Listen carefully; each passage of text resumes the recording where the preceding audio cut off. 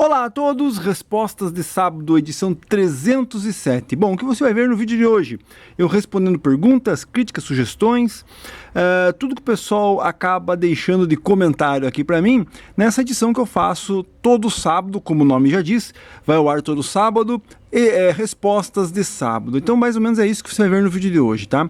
Então se você tem interesse em fazer uma pergunta, um comentário, uma crítica ou qualquer coisa aqui para o canal, deixa aqui no comentário desse vídeo que lá no 308, se o criador desejar, eu respondo para vocês sem problema nenhum. Então é isso que você vai ver no vídeo de hoje. Bate-papo sobre essa geração de equipamentos aqui dos anos 70, 80, como eu já vou falar daqui a um pouquinho. Então é isso. Lembrando, meu nome é César, você está no canal das Antigas 80, onde a gente só conversa sobre essa geração, equipamentos dos anos 70, 80, alguma coisa dos anos 90, aquilo que realmente vale a pena, opinião sincera, dicas, histórias, comparativos, lives batendo papo, lives analisando o mercado do som vintage ou vintage como queiram, tudo sobre essa geração. Tem interesse? Inscreva-se no canal, ative o sininho e não esquece de deixar o like aí já para ajudar. E também não esqueça de deixar sua pergunta aí, tá? Aviso 1, estou gravando esse vídeo na quinta-feira à tarde, então se você fez uma pergunta na sexta, de manhã, de tarde, sábado de manhã, não tenho como te responder porque, óbvio, se eu soubesse do futuro, né, eu tinha comprado o NVIDIA em 2007. Para você que sabe o que estou falando, tudo bem. Então, então, se você fez uma pergunta após quinta-feira à tarde, refaça a pergunta novamente no próximo vídeo, ou aqui nesse vídeo, que daí eu vou conseguir te responder no próximo vídeo, tá? Então, basicamente é isso. Que mais? Outro recado, hoje, plano de fundo aqui, nós estamos com um novo tape deck, quer dizer, novo entre aspas, né? É um CD 3500 da Gradiente, semana passada foi o 106. Por que tape deck, César? Porque, pô, não tem, né? Tape deck é o equipamento mais bonito, na minha opinião, de tudo que já foi feito até hoje. Tape deck de rolo, cassete, né? Para comparar, tape deck, acho que a segunda opção seria talvez os equalizadores, né? Com gráficos, digamos assim, ou então os amplificadores que tem VUs ou LEDs, né? Então não tem. Tape deck é a peça mais bonita mesmo de um conjunto desses mais antigos, não tem o que falar. Então nós estamos aí com os VUs do 3500. Beleza? Vamos lá, vamos começar a responder aqui. Professor Haroldo Ribas. Boa noite. Vi seu vídeo sobre a Gambin, um vídeo que eu postei alguns dias atrás, né? Procura aí, você vai ver, falando sobre os alto-falantes Gambin que eram produzidos no Brasil nos anos 80. Lembrei dos alto-falantes Pagoda. Você conhece? Eram pintados de vermelho, muito renomados. Outra coisa, já escutou os raros tweeters T50 da Selenium, domo plástico branco? Acho que era Milar. Aí quando queimava, o pessoal colocava reparo fenólico. Acho que ele vinha original de uma linha de caixas, não lembro qual. O modelo agudo que já escutei, o melhor agudo que já escutei. Bom, realmente, o Pagoda eu já ouvi falar, mas aqui nesse canal a gente tem uma tendência meio pro som profissional, como se percebeu lá no vídeo dos Gambin, né? Era tudo profissional, corneta, tweeter, woofer de 15, médio grave de 10, de 12, então a gente tem uma tendência aqui meio que pro profissional, tá? A gente fala também sobre o residencial e tudo mais, mas Gambin era profissional pra época profissional, tá? Se eu não me engano, esses alto-falantes, eu realmente dificilmente eu vi uma vez, foi dentro de uma vitrola, eu acho, certo? Então realmente não conheço, não sei te informar sobre isso daí, não. Com relação aos tweeters T50 da Selenium, tinha vários tweeters, né? Então era difícil, eu realmente não me lembro do T50 exatamente para saber se realmente o agudo, porque esses tweeters com esse tipo de reparo que você citou aí, eles infelizmente perdem eficiência. Aí o pessoal acaba refazendo o reparo, né? Isso acontece muito com os tweeters de seda da Lando e tudo mais, e da Grado, né? E aí acaba trocando não é o mesmo reparo, né, pessoal? O reparo original ali é o de seda mesmo. É um papelzinho, uma seda fina. E quando você troca ali o reparo, é um plástico ali, uma fibra, né? É praticamente uma fibra não é fibra de carbono, mas é uma fibra trançada ali, né? Então, realmente perde qualidade. Realmente eu não me lembro, vou ficar te devendo aí, porque eu realmente não lembro ter escutado o T50. Eu acho que o T50 era usado nas caixas Fran. Tinha umas caixas Fran top, grandona, 15 polegadas, que usavam esses tweeters, né? Mas eu não me lembro de ter escutado algum original e um reparado para poder te dizer se realmente quando eu troco o cone, né, se muda alguma coisa, tá? Já com relação a alto-falantes, né, eu tenho que falar também sobre eu não sei se são os antigos Snake, porque eu me lembro do alto-falante Cobra. Você se lembra do alto-falante profissional da marca Cobra?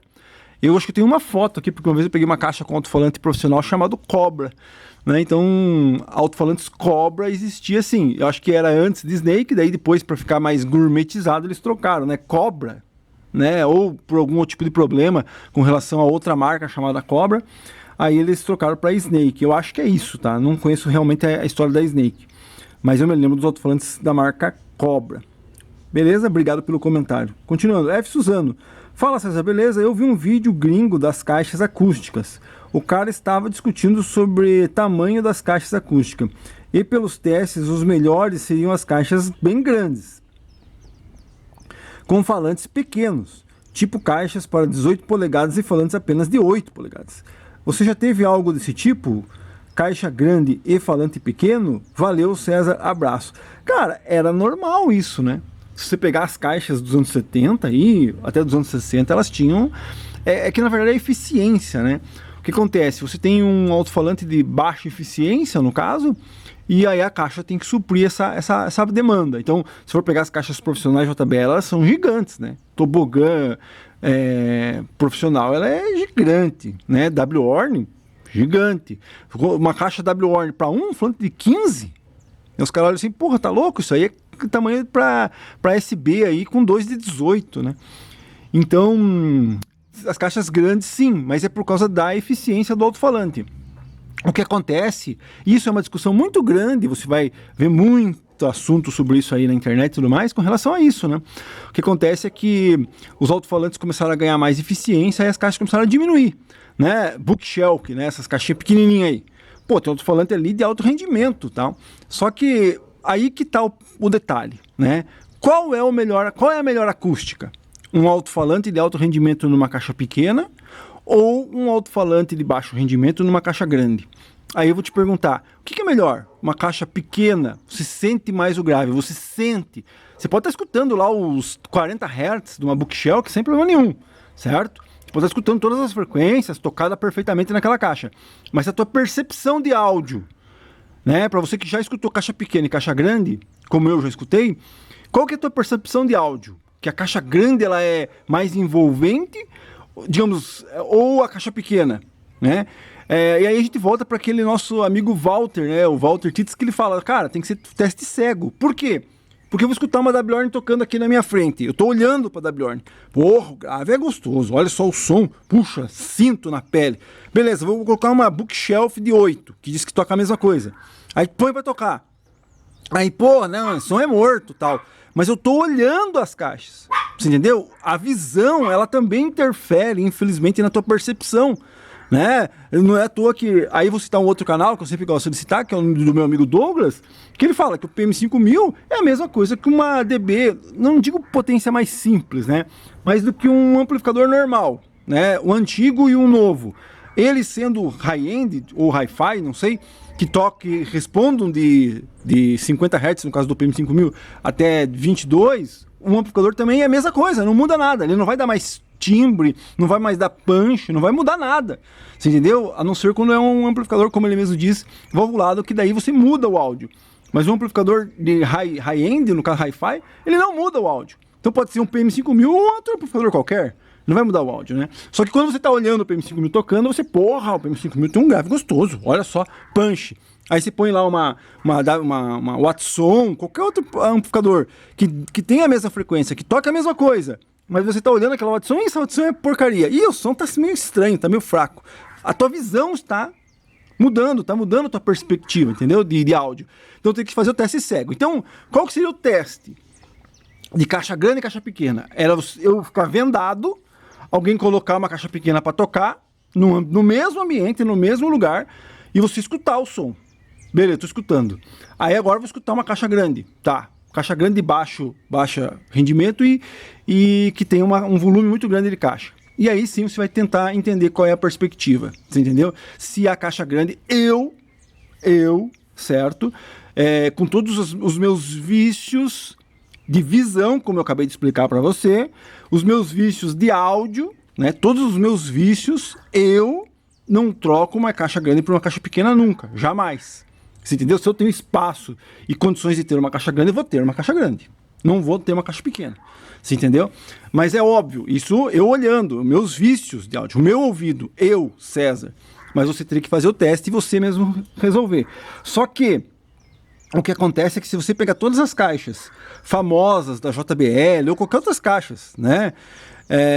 Até uma marca aí que eu vou citar num próximo vídeo, que eu comentei no vídeo lá dos alto-falantes Gambim, né? Que você nunca vai ter uma caixa dessa, você nunca vai ver ela ao vivo em algum lugar na tua vida no Brasil, uma caixa dessa. Mas eu tenho o catálogo e a gente pode olhar o catálogo dela. Você vai ver que ela é gigante.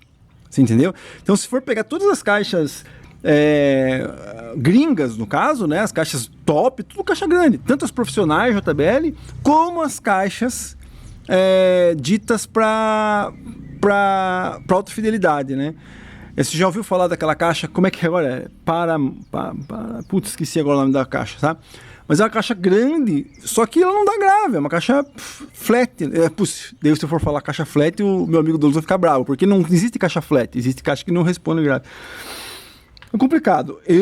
Realmente, o volume da caixa, na minha opinião, na minha percepção, altera muito. Tanto é que aí que tá, mas aí eu vou contar uma outra história para você.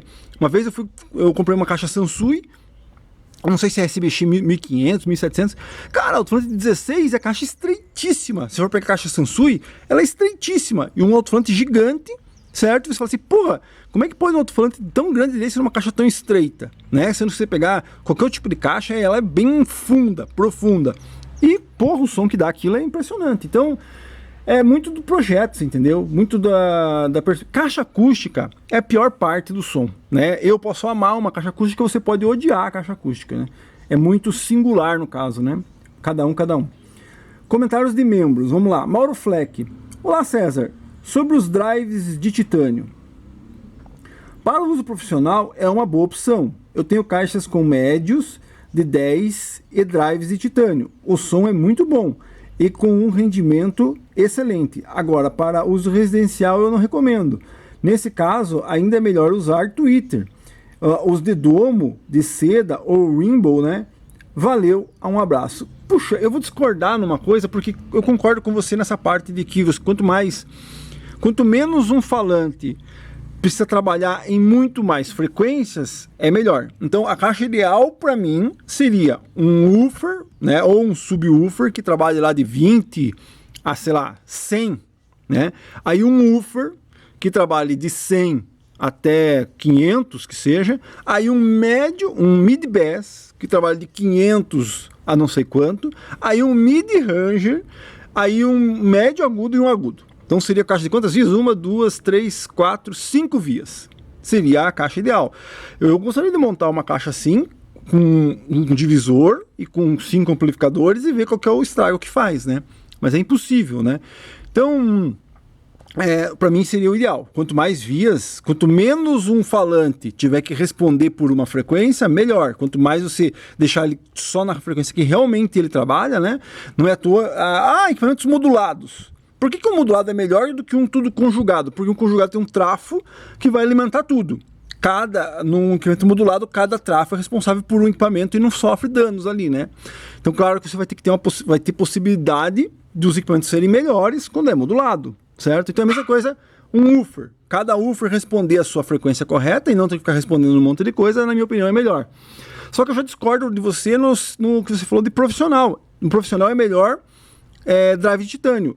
Por um aspecto, sim. Por quê? Porque se compacta, né? Eu me lembro quando você ia montar PA de equipamento, cara, carregar W-horn, carregar 2 MB, a gente colocava 2 médio grave, né?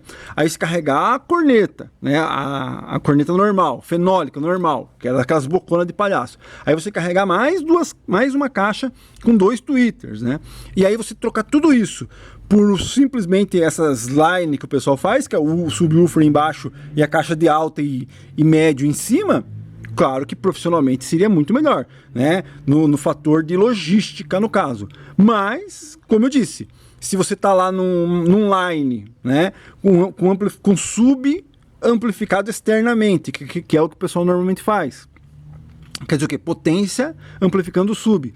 E as altas, tudo com amplificador embutido nas caixas, né? Digamos que dê um piripaque, queime todos os amplificadores das caixas de alta. Você fica praticamente só com sub grave. E aí, como é que você vai fazer? Você entendeu? Então, profissionalmente é mais perigoso. Residencialmente, se isso acontece, você para o som, vai dormir. No outro dia você resolve o problema. Mas isso é num evento, né? Então, agora, se você tem uma caixa para médio grave, uma caixa para médio e uma para agudo, parou o médio grave, você abre mais o sub, né? Deixa ele tocar mais médio grave e abre mais a frequência ali e amplia mais ou puxa mais o médio para baixo, você resolve. Agora, se você só tem o drive de titânio e o sub, né? Ou o mid-bass, que o pessoal está usando de 10 polegadas agora, então você perde muita coisa no profissional, né? Então, puxa, eu gostaria de conversar mais sobre isso, mas estou tentando fazer vídeos mais curtos aqui. Deixa aí uma ajuda, alguma coisa, até quem sabe eu faço vídeos mais longos novamente. Que é muito difícil, sabe? Pegar o vídeo, ter que editar, aí fica 5 horas editando. Peço desculpa aí, né, pela minimização do tempo agora, tá? Mas é mais ou menos isso. Quer continuar conversando? Faz de novo a pergunta, põe teu contraponto, a gente continua conversando semana que vem. Cala a boca! TV Tons. Olá, César, boa noite. César, meu receiver STR1000 com os potenciômetros travados, como dito há umas respostas atrás, ainda continua travado. Balanço e volume atuam, porém quando você move um ou outro, ambos movimenta-se junto. Já fiz a limpeza com álcool, depois com vaselina e spray, como você mencionou, mas não resolveu. Dúvida: se tiver que substituir por qual substituírem isso é possível? Desde já agradeço e sucesso ao canal. Dourados, Mato Grosso do Sul. Cara, eu acho impossível esse tipo de potenciômetro que você tem, principalmente com balanço, né? Que aqui, ó, exemplo, é mesmo isso aqui, ó, você tem um potenciômetro duplo, só que aqui você tem um volume, aqui você tem outro volume. Esse potenciômetro você tem um volume aqui fora, ó, esse aqui tá travado, ó. Tá vendo? Mas eu consigo mexer. Tem que ver se não é... Tinha que ver mesmo se esse teu potenciômetro não tá travado por problema mecânico mesmo, né? E não por eletrônico. Quer dizer, mecânico, sei lá, alguma crosta, alguma coisa ali. Então eu consigo movimentar os dois juntos, ó. Baixei e aumentei os dois juntos. Mas se eu quiser aumentar só o de fora, ó. Só o de fora e só o de... Bom, você já sabe, né? Tape deck é assim. Só que esse tipo de potenciômetro ainda você consegue, né? Mas agora um potenciômetro que você tem aqui fora, um volume, e dentro um balanço, putz, eu acho que só de carcaça, sucata, vai ser difícil. Acho que você vai ter que deixar teu balanço travado com o volume mesmo e não sei como resolver. Sinceramente, eu realmente não vejo nenhuma possibilidade de comprar potenciômetros novos desse fabricado hoje em dia. Praticamente impossível, né? Quer continuar conversando? Pergunta aí novamente, a gente fala mais um pouco sobre isso, né? E eu ainda acho que não é possível, cara. Não tem como travar esses dois potenciômetros juntos aqui, né? Tem alguma coisa que tá prendendo eles aí, não é possível, cara. Continuando. Galvão 1091, tudo beleza? Deixei meu System 5000 parado por mais de 100 dias. Ao ligar, está esse VU desregulado em um canal mais baixo. Tudo normal. Um abraço. É normal, né? Tipo, equipamento parado. Esse aqui tá parado um tempão, fui fazer tocar, não tocou, né? Então ele tá só com o REC acionado e os views tocando aí. Então, normal. Só que PM5000, às vezes o cara olha, pô, tem um view mais baixo que o outro, então é o som. Tem problema, não é problema, né? PM5000, CM5000, o problema é a chave ali de sensibilidade, que às vezes dá um mau contato, tem que limpar ela. E no PM5000 é chaves de sensibilidade de áudio ali que tem que limpar. Aí eles voltam a ficar iguais, né? Dificilmente um PM5000 vai ter algum problema no áudio de um canal mais baixo que o outro, a não ser que esteja com um canal queimado. Mas ou é na chave, com certeza é nas chaves. Continuando, Elias Carvalho, você sabe qual o principal motivo dos views da H2 ficarem bloqueando? Às vezes estão normal, quando vê, diminui o movimento ou até mesmo param. Acho que não é as chaves de sensibilidade, pois o comportamento se repete quando mexo nelas. Peraí. Acho que não é as chaves de sensibilidade, pois o comportamento se repete quando mexo nelas. Por isso não deve ser. Isso acontece nos 4 VUs das duas H2, mas não ao mesmo tempo. Volta e meia dá uma ou uma ou outra, né? Cara, não tem o que ser. ou é a chave, ou são as chaves, ainda mais que tá nas 4, hein? Tem que limpar as chaves, né? Ou então pode ser solda fria até mesmo no VU. No próprio VU pode ser solda fria, ou até mesmo os teus VUs estão indo pro saco, né? Daí não sei. Mas, cara, não é possível, cara. Tem que ser a chave. A chave influencia muito ali, sabe? Olha lá, né? Às vezes vai dar aqui, ó, né? Dá uns mau contato aí, tem que estar sempre limpando as chaves ali. Eu tenho quase certeza que é chave. Muito difícil de um VU desse. Quando ele tá ferrado, ele já fica torto para sempre, né? Fica tipo caído para sempre. Agora, bom, então continuando, tive que emendar aqui porque acabou a bateria das minhas pilhas. E aí, enquanto eu carregava aqui, eu lembrei de mais uma coisa com relação na H2 que nós estávamos conversando, né? Cara, o que pode ser, se você já limpou a chave e não é a chave, o que pode ser que, se eu não me engano, no próprio VU da H2, lá no conjunto de VUs, tem trimpotes. Então você tem os trimpotes ali que você faz as regulagens de nível do VU. Né? Se eu não me engano, não sei se é lá embaixo ou em cima junto com as lâmpadas, não lembro exatamente. Mas sim, existe uma plaquinha ali que tem um trimpote para você regular. Pode ser o trimpote, né? Então quer dizer o quê? Pode ser que aquele trimpote ali esteja ruim, dando mau contato, e aí às vezes ele libera, às vezes não, às vezes ele aumenta, às vezes diminui. Então fazer um upgrade ou um recap, entre aspas, dos trimpotes do próprio VU, vai ter que tirar o VU ali e trocar os trimpotes, talvez possa resolver, pode ser ali sim o problema. César não queria mexer no trimpote, César, puxa, vou dessoldar, não tenho essa prática, ou vou ter que levar para alguém arrumar. Faz o seguinte, pega o trimpote e faz uma limpeza no trimpote, pega o trimpote, né, pega a chave, põe ali, joga um pouquinho de álcool isopropílico nele, dá uma girada, ele vai limpar ali a trilha, vai dar uma boa limpada, e depois você faz a regulagem novamente. Arruma lá um sinal 0 dB, injeta no H2 e você regula ali os VUs novamente por aquele trimpote, entendeu? Talvez limpando os trimpotes ali, você consiga parar com que o teu H2 fique oscilando os VUs, né? Foi até bom ter acabado a bateria aqui, porque daí eu lembrei que tem trimpote sim nos VUs, né? Porque a maioria dos VUs, tipo no PM5000, no PM5000 tem 2 trimpotes, mas é bem em cima na placa. Mas tipo aqui não tem trimpote de VU, tem trimpote de LED lá atrás, mas de VU não tem, entendeu? Os VUs normalmente eles são diretão, né? Mas na H2 tem lá os trimpotes. Então talvez uma limpeza no trimpote resolva o teu problema. Beleza? Continuando. Florida Today. Tudo bem, observo que você não coloca CD players como plano de fundo. Por quê? Primeiro porque os meus CD players, eu tenho 3 ou 4 CD players aqui, tudo Sony, né? E CD player não... né, ó, eu tô aqui falando, parado, o som tá parado, e o que tá de fundo aqui? O que pode chamar a atenção pro vídeo? Os VUs, os LEDs. Agora, eu realmente não conheço, é muito difícil você encontrar um CD player que tenha um VU, um LED, colocar o CD player aqui, botar o CD para girar e ficar vendo só o tempo rodando, 1, 2, 3, fica meio que, né, a mesma coisa que colocar um amplificador sem VU. Não, vou pegar aqui sei lá, um amplificador qualquer aí, que não tem LED, que não tem nada. Vou pegar um 160, vou pôr aqui, ó, plano de fundo é o 160. Vai ficar o aparelho parado ali, sem nada, né? Então por isso que o CD player não... E além disso, tem que pegar meus CD players e testar eles, porque faz tempo que eu não escuto CD neles, né? Então a questão aqui do plano de fundo dos equipamentos é ter alguma coisa para o visual, né? Para ficar chamando a atenção. Algum equipamento que seja estático, não tem como usar aqui, né? Continuando. Douglas Ribeiro é membro do canal também, né? Se tiver interesse em virar membro, você entra aí, paga uma mensalidadezinha por mês. Confesso que tô devendo vídeos lá, porque tô meio que parado aqui, não tô resolvendo outros problemas.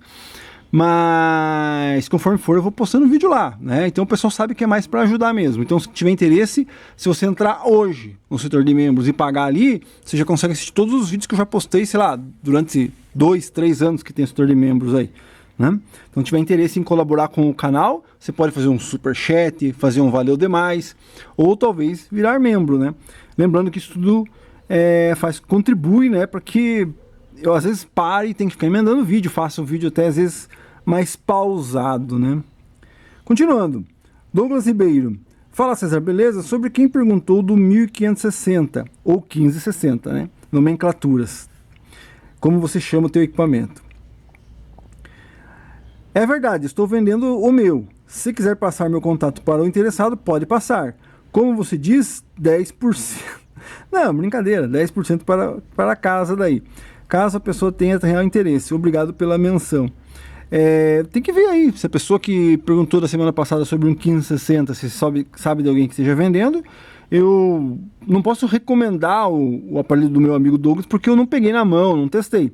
Mas eu vi quando ele comprou, de quem ele comprou, e realmente era um aparelho, assim, não é um aparelho fuçado, era um aparelho que estava original. Até ele mesmo pode mostrar para você aí que tem interesse o vídeo de quando ele pegou lá, né, o jeito que estava, o jeito que ele deixou o aparelho, muito novinho mesmo, era um aparelho de procedência, tá? Tem interesse, chama aqui no resposta, eu passo o contato do Douglas para você. Continuando, F. Suzano. Fala, César. Gambim, prestei serviços para esta empresa, era na Vila Nova York, aqui em São Paulo. Na Rua Astarte era o escritório. Hoje ela chama Cone Sul. Fazem partes metálicas dos alto-falantes. E está em ativa. Desculpe. Fazem parte metálicas dos alto-falantes e está em Atibaia. Não fazem mais drives e falantes montados. Muito top eram os produtos. Linha profissional top, concorrente direto da linha profissional. Em relação aos reparos, dá para montar sim com peças de hoje. A Gambim fechou por volta de 97. Os cones eram feitos pela empresa que eu trabalhei. Era feito de celulose puro e algodão, mas algumas químicas que fazia toda a diferença. Hoje, reformar um falante desse nunca vai chegar à qualidade, pois não existe ninguém que faz com cone deste, né, com cone original lá. Nem Selenium chega perto. Valeu, César. Então é isso aí, né? São empresas que elas vão mudando. Então a empresa provavelmente viu que falantes não ia dar mais jeito, né? Apesar que se ela tivesse continuado, ela poderia montar até alto-falantes de carro, que foi o que, nos anos 90, metade dos anos 90 para frente, o que salvou Bravox, Novik, Selenium, foi a linha automotiva, né? Quando veio o boom do automotivo, que salvou essas empresas, né? Que pelo menos deu um fôlego para elas. Se ela tivesse continuado e tivesse entrado pela linha automotiva, talvez tivesse dado um fôlego para a Gambim também, né? E realmente, hoje em dia não se faz mais os papelão, os cones, como eram feitos na época. Alguém respondeu aqui, ó. Caramba, com algodão, interessante. Boa informação. Eu me lembro dos falantes da Rockford Fosgate, que a gente comprava no Paraguai, que os cones eram igual os cones das Gradiente. Concert 2... né? Ele era de fibra, então se você olhar a parte da frente do falante, ele é normal, né? Parece um papelão normal, mas por trás ele era reforçado com fibras, então se via assim pedaços assim de fibra, né? Ele era tipo tudo caramelado assim por trás, sabe como? Então não era um cone liso, um cone praticamente homogêneo, tanto atrás como na frente. Atrás tinha as fibras ali trançadas, né? Que fazia com que o alto-falante ficasse mais reforçado. A Selenium mesmo depois lançou alto-falantes de Kevlar, né? Se eu não me engano, o 1505, existiu o 1505-4, que era com cone trançado de Kevlar, né? Então, sempre teve essas modificações, né? E, como eu disse, a história dos alto-falantes automotivo, Bravox, Novik, quando eles começaram a mudar para o automotivo, a gente percebe, né? Pô, os caras usavam a mesma carcaça ali dos profissionaisões dos anos 80 e só colocavam um cone colorido, uma bolinha bonitinha e tal. Mas depois foi evoluindo, né? O cone foi evoluindo para outro tipo de cone, as bobinas, os ímãs foram trocados e tudo mais. Então foi uma evolução. E como eu disse no vídeo da Gambim lá, o Brasil sempre foi autossuficiente com alto-falante, né? Por isso que a gente não encontra muito alto-falante importado, né? Empresas de sonorização usando o alto-falante profissional JBL. Bem difícil. Por quê? Porque tínhamos Selenium, tínhamos a Gambim, que era Power, tínhamos os Snake, né, profissional. Então era mais difícil empresas de fora utilizar, ou empresas aqui do Brasil utilizar alto-falantes de fora, porque o mercado nacional era bem produtivo com relação ao alto-falante.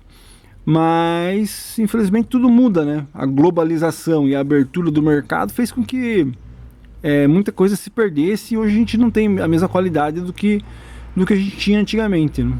Fazer o quê, né? Então é isso aí. Respostas de sábado número 307. Deixe seu comentário, sua pergunta para a semana que vem no 308, é isso? E não esqueça de deixar o like e contribuir com o canal de qualquer maneira que você consiga aí. Como eu já expliquei no vídeo passado, eu não vou repetir nesse. E aí a gente continua aí. Como é que diz o gordão lá da astronomia, né? A gente continua lutando aí para tentar manter isso aqui, né? Não vai acabar. Hoje com o YouTube tem 350 mil canais que mostram isso, né? Inclusive, né, preciso fazer um vídeo que eu já tinha comentado. Alguém aqui me passou alguns links de um vídeo que foi produzido, de vídeos que foram produzidos, e eu respondi meio que secamente, peço desculpa, né? Quando a pessoa me falou assim, não, assiste isso aí, eu simplesmente respondi assim, eu não assisto vídeos produzidos por inteligência artificial, né? A gente pode ter um papo longo com relação à inteligência artificial, mas, cara, é perigosíssimo, né? Inteligência artificial. Hoje o cara não faz nada, o cara só aperta o botão e a inteligência já monta o vídeo dele lá e ele já posta, né? Ao contrário que eu tenho que pôr o aparelho aqui, tenho que conversar, tenho que montar a máquina, estou falando aqui, realmente eu estou falando praticamente ao vivo, né? Porque eu vou lendo as perguntas e vou respondendo de bate-pronto aqui o que eu estou fazendo, né? Inteligência artificial já é mais complicado. Não só no nosso nicho aqui, né? Mas também em outras coisas, você nunca sabe, né? Você está assistindo um vídeo às vezes, eu estou assistindo um vídeo aqui, que veio no meu story, sei lá o quê, de alguma coisa, você fala assim, porra, não sei o quê, de repente você olha, pô, mas é montagem, né? Até você perceber que a montagem já perdeu muito tempo, cara, você entendeu? Então coisas que, né, eu citava isso há 10 anos atrás, o pessoal falava muito sobre alienígena, né? Não, quando os alienígenas chegar, cara, quando os alienígenas chegar, você não vai saber se é verdade ou mentira. Você não vai ser uma ilusão de ótica, né? Quando os terraplanistas falam que a Lua ela não existe, ela está sendo holografada do céu, quando você vê essa inteligência artificial do jeito que está aí, você não sabe se um vídeo é real ou não. Ah, acidente não sei aonde. É real ou é inteligência artificial? Não sabe. Você entendeu? Então eu acho muito perigoso e em breve aí, quem sabe a gente faça algum vídeo conversando sobre isso. Então eu não assisto, não adianta me mandar link aí de vídeos com inteligência artificial, porque eu não assisto. Vá assistir lá o Áudios Clássico, né, que ele tá ali falando de frente a frente com você. Vá assistir o Douglas N High Low Fi, que ele tá ali falando com você, é uma pessoa, né, tem sentimentos, tá praticamente conversando com você no bate-pronto. Vai assistir os vídeos do Walter Tits, porque também é a mesma coisa, tá ali de bate-pronto, né? Ele tá te respondendo, ele tem experiências, ele tem conhecimento, porque ele viveu as coisas que ele tá te dizendo ali. Tanto o Douglas, como o nosso amigo Áudio Clássico lá. Então ele tem experiência. Agora, alguém que simplesmente pega e joga, quero um vídeo, lá na inteligência artificial, quero um vídeo sobre as signos, e põe lá algumas imagens, inclusive, né? Pega até histórias que eu contei aqui para jogar no vídeo lá. Então eu realmente sou contra, tá? Peço desculpa, eu não assisto e não vou recomendar vídeo feito por inteligência artificial, beleza? César está indo contra a modernidade, não é, cara. Nós estamos indo aqui quando as pessoas vêm com teoria da conspiração em tal de Matrix, que a gente está vivendo uma realidade virtual, que não sei o quê. Quando você olha esse tipo de coisa, né? No vídeo lá, quando você abre ali só para dar uma olhada, né? Assim, você já vê as pessoas dançando em frente de um Polivox 5000. Porra, onde que é essa imagem? Não existe aquela imagem, aquilo ali foi montagem, entendeu? Então realmente eu não assisto e peço que vocês não me enviem vídeos, não me marquem, não me enviem e também não venham falar aqui no canal sobre vídeos feitos por inteligência artificial, certo? Vou repetir uma coisa aqui, eu tô fazendo vídeo aqui, ó, certo? Tô gastando tempo, time, botando equipamento. Nosso amigo Walter tá lá, pegando o celular, colocando, falando, mostrando equipamento. Nosso amigo Douglas tá lá, nosso amigo do Áudio Clássico tá lá, senta, grava, fica falando, edita vídeo, enquanto alguém só aperta o botão. Sou contra, beleza? Grande abraço, até a próxima.